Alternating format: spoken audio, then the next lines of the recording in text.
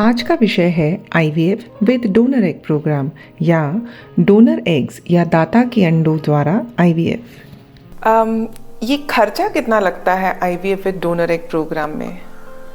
तो IVF with donor egg program में तो आईवीएफ जितना ही खर्चा लगता है नॉर्मली, आईवीएफ का खर्च जो 1,30,000 से लेकर 1,50,000 के बीच में कहीं तो भी आता है। बैंक के जो खर्चे होते हैं, क्योंकि डोनर रिक्रूटमेंट प्रोग्राम जो है, डोनर की सारी जांचें, अभी जो नया कानून है उसके अनुसार डोनर का इंश्योरेंस कराना, ये सब जो चीज़ें होती इसका खर्च आपसे बैंक सेपरेटली चार्ज करेगा। जो भी आपको डोनर, जहाँ से भी आप डोनर ले रहे हैं, वो खर्च तकरीबन 25 से 30 हज़ार रुपये का होता है। यदि डोनर आपका खुद का है, आपका खुद का कोई पहचान का व्यक्ति है, तो उसकी जांचें जो हैं उसका खर्च आपको उठाना पड़ेगा। और अगर उनका कोई भी इलाज लगता है, जैसे अगर उनको कोई इंजेक्शन्स लगते हैं या उनका इंश्योरेंस कराना है, वो खर्च भी आपको उठाना पड़ता है। तो नॉर्मल आईवीएफ से तकरीबन 25 से 50 हज़ार ज़्यादा तक का खर्च आईवीएफ विद डोनर oocytes में लगता है। IVF with donor egg program या दाता के अंडों वाला आईवीएफ, जो भी आप नाम कहें, इसका सक्सेस रेट क्या नॉर्मल आईवीएफ से ज़्यादा होता है? यूजली डोनर्स जो होते हैं यंग होते हैं, और अधिकतर डोनर्स के खुद के अपने बच्चे होते हैं, तो इसलिए उनकी जो फर्टिलिटी पोटेंशियल है या उनकी प्रजनन की जो क्षमता है, उसका तो ऑलरेडी आंकलन हो चुका है और वो सफलतापूर्वक अपने कर चुके हैं उसको। तो यूजली ये एग्स के साथ में जब भी प्रेगनेंसी प्लान करते हैं, तो फर्टिलिटी रेट्स या प्रेगनेंसी रेट्स या प्रेग्नेंट होने की संभावना नॉर्मल से थोड़ी ज़्यादा होती है, ये पाया गया है।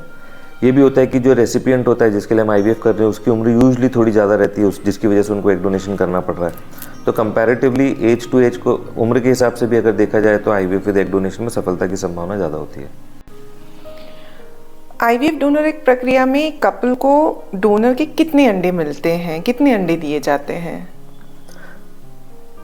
डोनर के यूजली 7 oocytes जो होते हैं, मैच्योर oocytes 7, वो रेसिपिएंट को या कपल को मिलते हैं।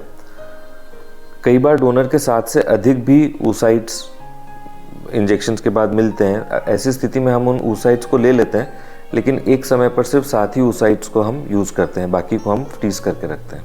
फ्रेश और फ्रोज़न एग्स का हमने कई बार सुना या पढ़ा है, तो क्या आप समझा सकते हैं कि फ्रेश एग डोनेशन और फ्रोज़न एग डोनेशन में क्या अंतर है और हमें किस में बेटर सफलता मिल पाएगी, हमें क्या चूज़ करना चाहिए? तो फ्रोज़न एग डोनेशन का मतलब ये है कि किसी एग डोनर ने अपने ओवरीज को स्टिमुलेट करके जो एग्स बने हैं उनको बैंक में दिया, और उन एग्स को बैंक ने, एआरटी बैंक ने फ्रीज कर दिया। सो फ्रोज़न oocytes हो गए हैं। बाद में जब कोई कपल आया जिसको कि एग्स की ज़रूरत है, तो उन फ्रोज़न oocytes को नॉर्मल टेम्परेचर पे ला के थॉ करके उनके हस्बैंड के स्पर्म्स के साथ में फर्टिलाइज करके एम्ब्रियो बनाए जाएं और उन एम्ब्रियोज़ को यूज़ किया जाए। तो फ्रीज़ किए हुए एग्स के साथ जब हम आईवीएफ करते हैं, तो उसमें सफलता की संभावना अच्छी है, पहले से तो बहुत अच्छी है, लेकिन तो भी अगर हम फ्रेश oocytes को यूज़ करें, उसके कंपैरिजन में अभी भी कम है।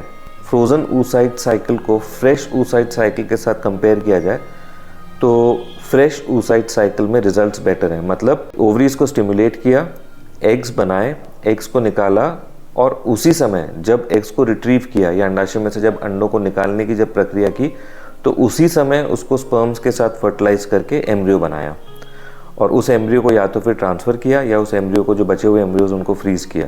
सो ये फ्रेश साइकिल के रिजल्ट्स जो हैं वो फ्रोज़न oocyte साइकिल से हमेशा बेटर रहते हैं। आईवीएफ विद डोनर एग्स में क्या क्या लीगल डॉक्यूमेंट्स लगते हैं? मतलब मुझे कपल को किन किन लीगल डॉक्यूमेंट्स की तैयारी रखनी चाहिए? फ़िलहाल तो आधार कार्ड के अलावा और कोई लीगल डॉक्यूमेंट की ज़रूरत नहीं होती है। एक कंसेंट फॉर्म ज़रूर होता है जो एआरटी क्लिनिक आपसे साइन करवाएगा, जिसमें कि ये मतलब रहेगा कि आप अपनी इच्छा से एग डोनेशन करवा रहे हैं। एक डॉक्यूमेंट जो एआरटी बैंक को कंप्लीट करना है, वो आपको नहीं करना है। वो ये करना है कि जो डोनर है उसके सारे डॉक्यूमेंट्स, डोनर का कंसेंट फॉर्म और डोनर का इंश्योरेंस से रिलेटेड जो भी डॉक्यूमेंट्स ज़रूरी हैं, वो कंप्लीट करके आप तैयार करके रखें। सो आपको आपकी तरफ से तो सिर्फ आपका आधार कार्ड, मतलब हस्बैंड वाइफ दोनों का आधार कार्ड, और आपकी तरफ से साइन किया हुआ एक कंसेंट फॉर्म कि आप एग डोनेशन की प्रक्रिया करवाना चाह रहे हैं, बस ये 2 चीज़ें ही चाहिए।